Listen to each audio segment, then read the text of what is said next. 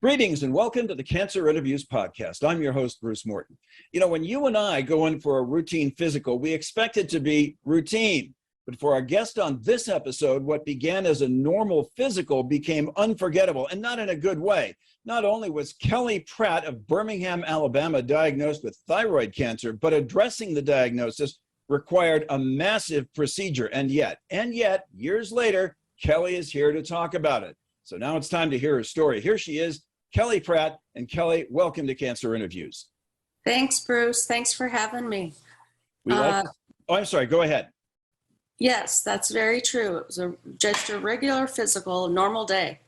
And it turned into a rather abnormal day, which we will explore momentarily. But the first thing we want to do, Kelley, is the same thing we do with each guest, and that is to learn a little bit more about you, your life exclusive of cancer. So if you would tell us a bit about where you're from, what you do for a living, and when time allows for fun, what you do for fun. Okay. Well, I am from Huntsville, Alabama. I live in Birmingham now. However, I did a crazy thing when I was 23 and moved to Montana, lived there for almost 20 years. And that's where most of my cancer journey was. So I love everything outdoors, camping, hiking, anything on the water, kayaking. I've got 2 labs, so playing with the boys, taking them for walks. I garden. I have lots of vegetables and flowers I take care of. And I am a registered nurse, not working now, but for most of my career, I did apheresis nursing, which is kind of like a dialysis nurse.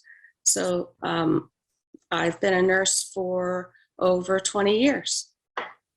Your cancer journey, it began in a way that might sound kind of normal at first, but it turned abnormal.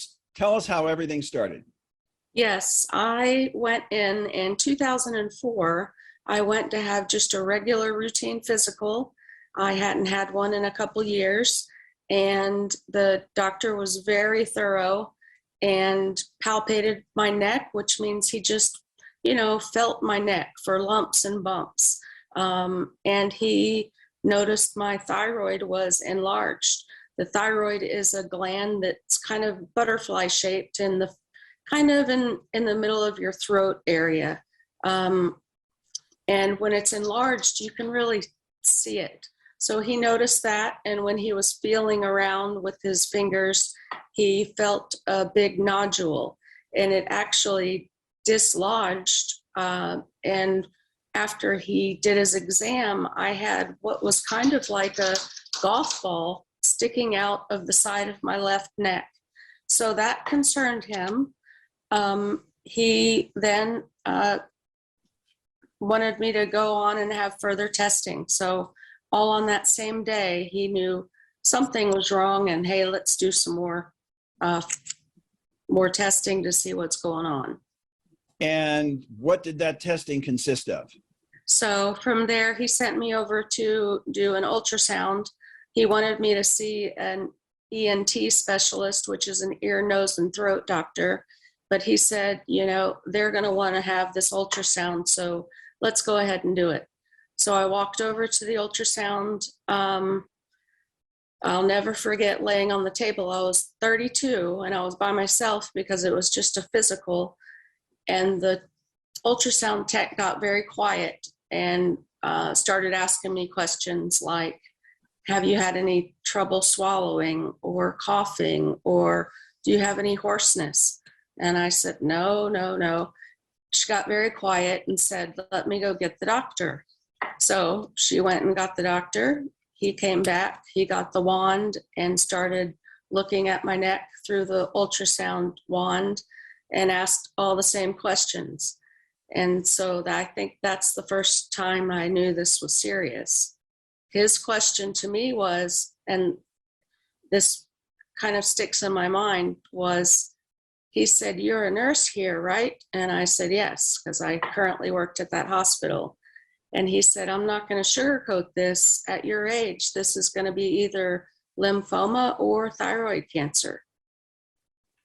So that's how that day went. And from there, I just had referral after referral. And what eventually led to the diagnosis that turned out that revealed it was not lymphoma and that it was thyroid cancer? Yes, he sent me to have a fine needle aspiration, which is a big long needle that they stick into your tumor in your neck. So they did this on the big nodule in my neck, and the results of that came back as medullary thyroid cancer. I got the definite diagnosis in my ear, nose, and throat surgeon's office, which wasn't a great thing because I had done a little research, and of the 4 types of thyroid cancer, this was a very rare one, and one that I didn't really want to have. And how does medullary thyroid cancer separate itself from the other 3 types? That's a great question. This medullary is more of a neuroendocrine tumor. It doesn't come from the thyroid, so it's not treated like the other thyroid cancers. Most thyroid cancers are very treatable, and just have your surgery to remove the thyroid. You might have radioactive iodine treatment, and then you're fine. With medullary thyroid cancer, the treatment, well, at that time in 2004, there was no treatment. Regular chemotherapy and radiation didn't work. So the only thing to do was surgery. So with medullary thyroid cancer, we just started surgery after surgery. It has a tumor marker that we can follow in the lab work. So that would tell us when more disease was happening. So that's how I got my medullary diagnosis. By the way, if you like what you hear in this segment, we invite you to subscribe to our podcast by clicking on the links below. Once there, you'll see a bell icon. If you click on that, we will notify you when we post a new interview. Now, I have to ask you, Kelley, you at the time were an RN. That affords you a greater degree of medical knowledge than, say, the lay patient. Did it help one way or the other, or hurt one way or the other, that you were a nurse and a patient at the same time? It's definitely hard to be the patient when you're used to taking care of people your whole life. I have nurses in my family also, my mother and my sister.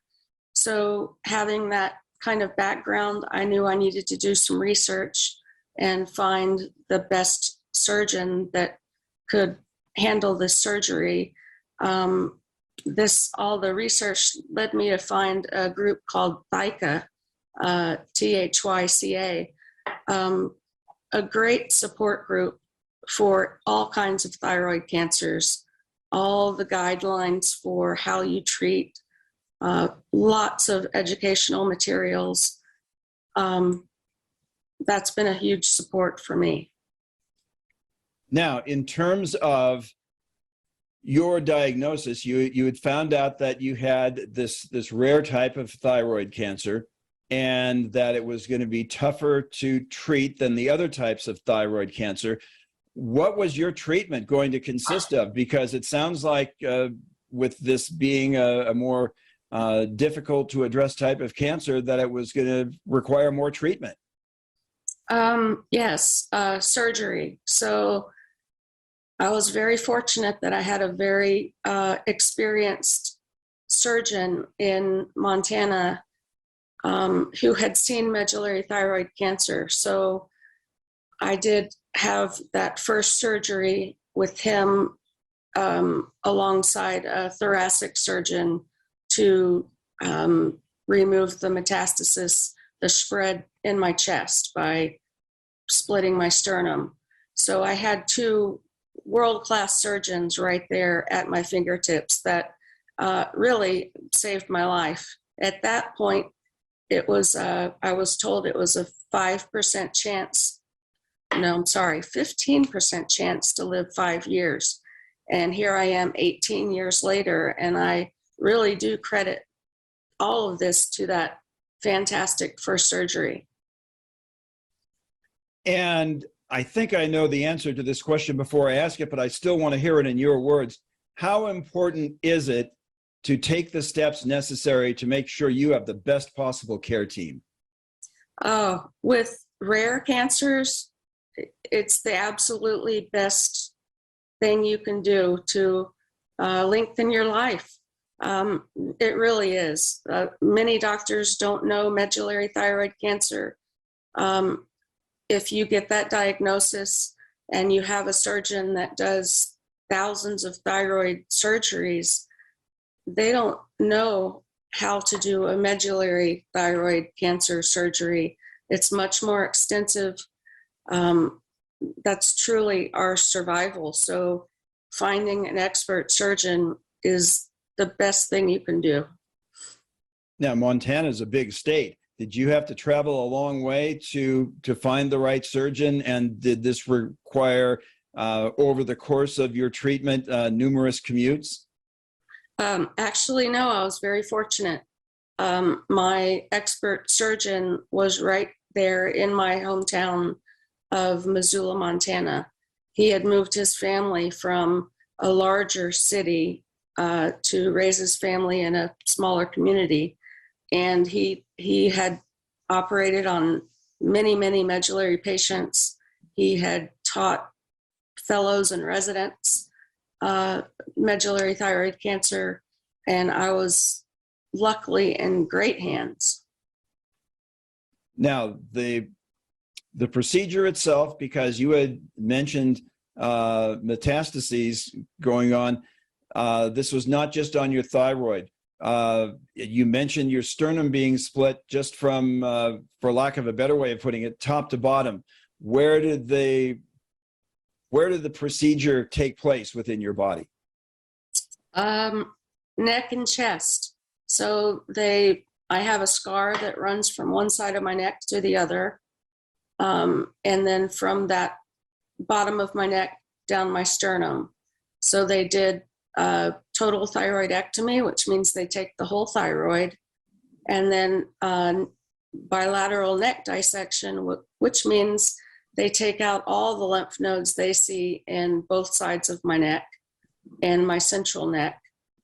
I also had extensive disease in my chest. So by splitting my sternum, they were able to get all the disease that they could see in my sternum. I was told it was an 11-hour surgery, and I know that's why I'm here now. They were awesome. Kelley, two-part question. Part one, physically, what was the toughest part of this entire treatment journey? Oh, having a sternotomy is tough. A lot of pain. Takes a long time for that to heal. But in these neck surgeries that are so intense, there's nerve damage that can be done, and that's very normal. They kind of strip the nerves, get all the nodes off the nerves, is how they described it to me. So I lost the ability to raise my left arm for almost an entire year after surgery. So even when I healed, I wasn't able to go back to work. That was hard physically with the arm troubles and my chest. I think those were the toughest parts of that surgery. Okay. Emotionally, what was the toughest part? Wow. Just being used to taking care of people and trying to allow people to take care of me. I'm not very good at that, but I have lots of friends and family that would come and stay and help. It's just, it's hard to put into words, but it's very true. You don't know how it is until you're in that situation. You mentioned friends and family coming over. by way of care for you, what did they do? Ugh. After that first surgery, everything. They helped me bathe, helped me take care of the incision sites, got my pain medicine when I needed it, helped me walk around to stay active. And then once I started healing, they just kind of took shifts. I had family that would fly in from Alabama, stay for a while. I had my boyfriend and his family that would help come in and out. Friends would bring things over, just you name it, lots of support. We had earlier talked about THYCA, and by the way, the address of THYCA is thyca.org, which is thyca.org. You had mentioned THYCA helping out in the early stages of your journey, but once you were into the treatment phase, is there anything THYCA did to be of assistance? Oh, absolutely.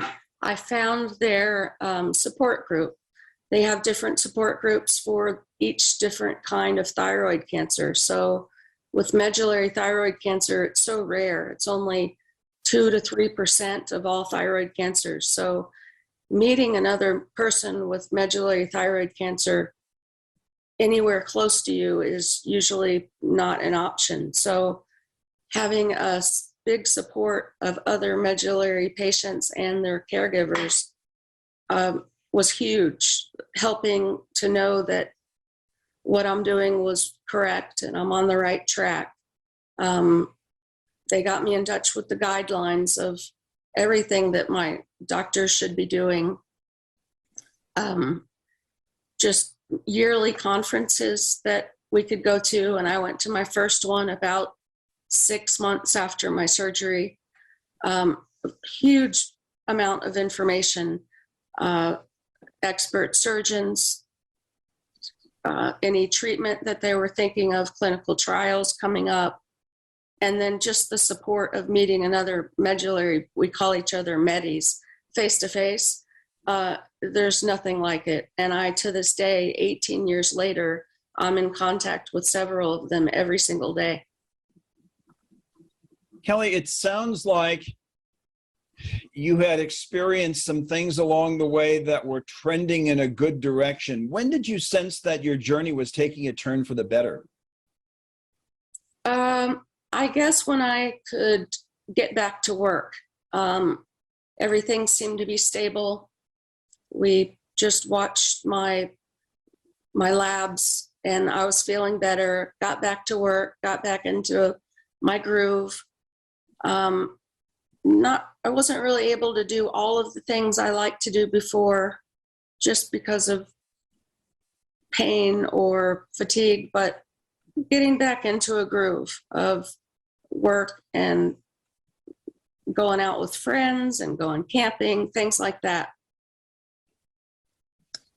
And you eventually reached a point in which you can say you've achieved survivorship. What was your reaction to getting to that point? You'd been moving in a good direction, but you achieved survivorship. What did that feel like? Well, that word for me is kind of weird, survivor. I first learned that when I did the Relay for Life, and we were called survivors. And with medullary thyroid cancer, there's no cure. So we're never truly cured unless at the very beginning, our disease is very small and they're able to get absolutely all of it. But for me, I've been a survivor for 18 years, but I've also had cancer in my body for 18 years. So it's more of kind of like a chronic illness. So being a survivor, it's hard in a different way with medullary thyroid cancer. I learned from my group that there will be ups and downs.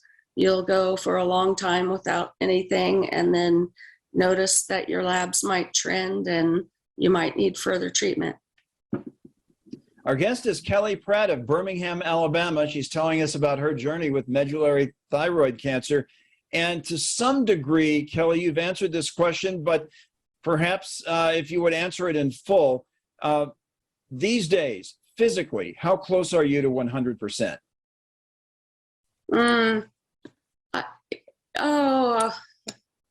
Maybe 70.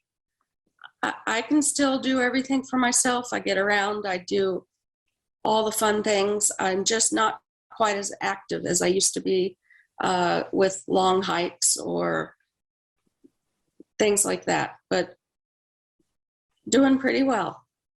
Do you have full range of motion with your arm? Yes, I do. I got that back, and I do have some lymphedema on that side from other surgeries, but yes, I do full motion. All right, Kelley, we're going to wrap things up now, but we want to wrap things up in the same way we always do. And I want you to put yourself in the position of having encountered somebody who had just been diagnosed with medullary thyroid cancer and realizing they have this mammoth journey ahead of them.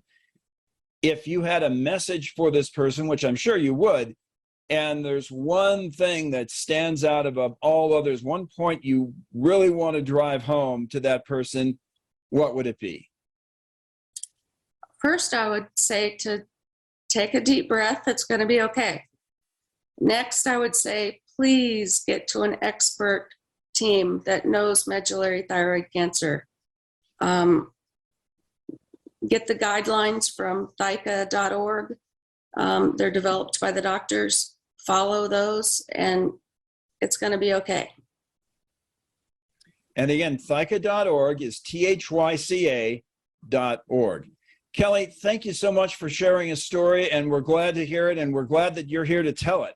So thanks very much for your time. Really appreciate it, and I'm sure this is something that will hit home with a lot of people viewing and listening. Thanks again. Thank you, Bruce. And that's going to conclude this episode of Cancer Interviews. We want to remind you, if you or a loved one are on a cancer journey, you are not alone. There are all sorts of people out there, just like Kelley, who can be of help to you. Just when they speak, make sure that you listen. That's going to do it for now. And until next time, we'll see you on down the road. Thanks for joining us today. For more information, please visit us online at cancerinterviews.com. We appreciate you tuning in, and we'll see you back here again next time on the Cancer Interviews Podcast.